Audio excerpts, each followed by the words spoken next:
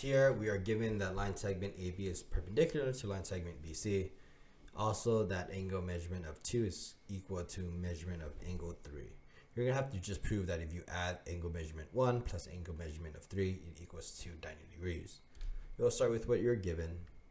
Then it looks like they say something is right, so that's going to be definition of perpendicular lines. That's how you get the 90, that's how you get the right angle part. Then from there, we can say the angle measurement is equals to 90. That becomes the definition of a right angle. So there's a difference.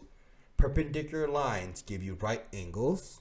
Right angles give you equaling to 90 degrees. It has to follow this sequence. Then they get angle measurement ABC. That just when you add those two angles together, angle addition postulate. Then notice that angle 1 plus angle 2 has to be equal to 90 degrees because they then just substitute it. Then they do one more substitution here. Let me visually show you what the substitution is. The first substitution that gets replaced is that this goes into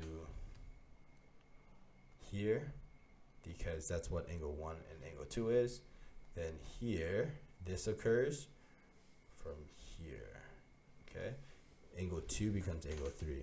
So there was two substitutions that occurred.